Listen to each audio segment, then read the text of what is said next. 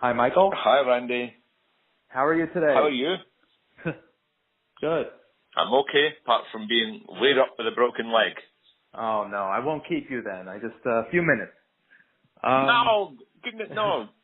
You just go as long as you want. All right. So, I just saw the film last night. Very good, very interesting, powerful. I know it's based on your play, The Archbishop and the Antichrist. How did the project originally come to be? Well, when I was a lawyer, when I was practicing law in this country, in England, I had a kind of a double life. I was an alcoholic and a drug addict, and quite bad. And that's what led me. I stole clients' money to keep my lifestyle going. And I finished up in prison. And when I was in prison, I wanted to fill the hours, so I took a master's degree in research methodology. And I was studying South Africa's Truth and Reconciliation Commission. Okay. And I had one afternoon free, and the prison offered a playwriting course run by an outside theatre. And I took the course, and you had to write something for the end of the course. And I was fascinated by Desmond Tutu, and because of my own situation, I was just racked by guilt. I was just a wretched creature, and I was completely alone. Okay. And I resented people, but I wanted forgiveness. Okay. So these issues of forgiveness and the morality behind it, that's what led me to write The Archbishop and the Antichrist for this course. And I put Desmond Tutu opposite a fictional monster called Piet Blomfield.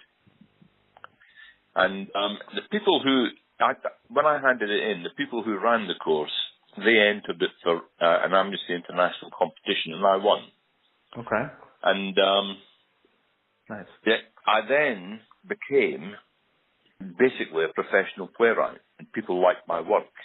So I was at the Royal Court Theatre, I was at the Hampstead Theatre, big theatres in London. Okay. And Roland Joffe saw The Archbishop and the Antichrist, and he fell in love with that.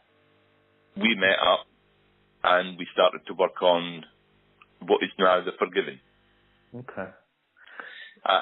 So that's it. And of course, Roland is such a master that he was able to guide me on what should be taken from the stage play, because obviously the theatre, it's you can get more words in. What should be taken from the stage play and put into the screenplay. Right. And that's essentially the genesis of the project. Okay. All right. Well, tell me a little bit about your writing process. Do you have like a routine, a certain way of doing things, a ritual? No, I don't, Randy. Not at all. Because I'm very high on the Asperger's scale. Okay. So I am very reclusive. Okay. I can close myself off from the whole world and not leave my house at all for literally weeks. Okay. And cool. Yeah, it's just how I am. And so when I start something, the first thing, if something interests me, so if you were to look on my ex-wife's website, KS Productions, you'll see videos, DVDs of, my stage work. Okay. My career has been basically staged. Okay. KS Productions, yes. And you'll also see still photographs from the stage version of The Forgiven, The Archbishop. So once I've got that idea, I then do my research so that I've got everything in place and inside my head, Mm-hmm. and I then write.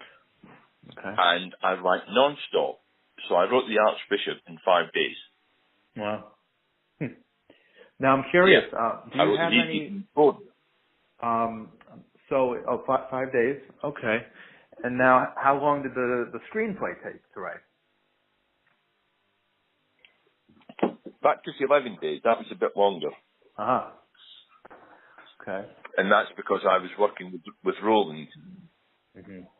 Oh, and now But when you were... the thing about being an Asperger's is once you start something, you can't stop. Right. You can't sleep. You literally can't stop. It's good, but it's also bad because once I finish a script, I get incredibly depressed. Oh, because you're hungry for more. Yeah, I mean, I could write and write and write and just keep writing. So I tend to overwrite. Right. But anyway, does that answer your question? Oh yes, perfectly. So I'm curious, what was it like writing for Forrest Whitaker and Eric Bana?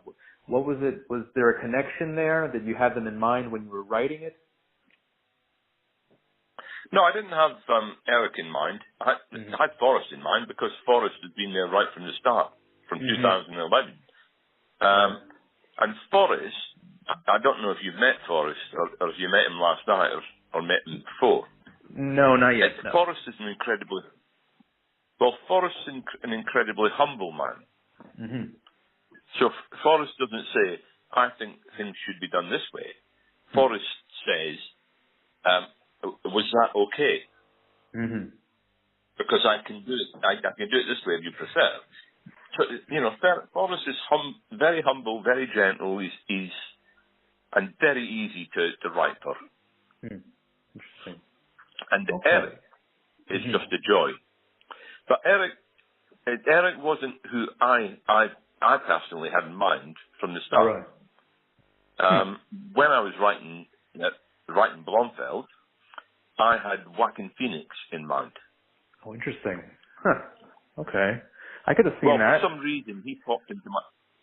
Because he's very intense. Right. Well, they both are. Eric, too. Yeah, but the difference between Eric and Joaquin is that Eric's perfectly sane. And Joaquin clearly is not. So that would have lent itself well to the role, for sure. That's very funny. Yeah. And of course, you know that Vince Vaughn was attached to start with. Oh, really? I didn't know that. That's interesting. Also a little Yeah, creepy. he was. And, thank God he decided to give it up and go off and do Hacksaw Ridge. Okay. Because I'm afraid the last person I could have imagined was Vince Vaughn. It would have been interesting. I just don't think... no, I don't, that wouldn't have worked. No. But, Eric told me that Blomfield is the kind of role that actors kill each other to get. Mm-hmm. Right. So, But the other interesting thing about Piet Blomfield is that everyone thinks he's a real person. Mm-hmm. That's true. And he's not. Right. That's true. I'm curious. What do you hope audiences take away from the film? So, yeah. This is what I want people to take away from the film. Yes. Be nice to each other. Learn to forgive. Okay. Don't be angry. The guy that cuts you up in your car, it's not that big a deal. Mm-hmm. Your next door neighbour whose dog is barking at night, just have a quiet word. Don't go out and shoot the dog. Because you Americans have got loads of guns. Give up your guns for God's sake. You know what? Maybe that can be your next your next screenplay could be about gun control. Well, yeah, I could tell you one or two anecdotes about what I've heard about America and guns. One one that I heard, I don't know whether it's true or not, but a small Midwestern town during the O.J. Simpson trial, and this town, I think, had this tiny little community had 2 black families living in it, and something like 3,000 guns were bought over a weekend. Jesus. You know, it's probably just an anecdote, but No, yeah, get rid of your guns, give them up, be nice, forgive each other, and understand that, you know, we're all part of one family. I know. I wish it could be that way, Michael. I really do. But, so do I, Randy. But, you know, when I watched the film at the London Film Festival last year, the final courtroom scene between Thandi Makubele and Morn Visit, you know, everyone talks about Forrest and Derek, but my God, that scene, you know, I defy anybody not to get a lump in their throat when that mother comes down. That's good. Curiously enough, when you write it and you're just looking at words on paper, it doesn't have the same potency as when you get an actress like that South African girl, Thandi. You know the scene I'm talking about, the final one? Yeah, definitely. Well, you know. Well, yeah, that's it. It's in the title, it's in the message. Randy. Thank you. All right, well, Michael, thank you so much for your time. You, Randy. Yes. And if you're ever in the Long Island area of New York, we'd love to have you come by the studio for an in-person interview if you're ever available. I'll take you up on that later in the year, Randy. Sounds good, Michael. Thank you so much for your time today. I'm Randy Unger, and this has been Unger the Radar. Thank you.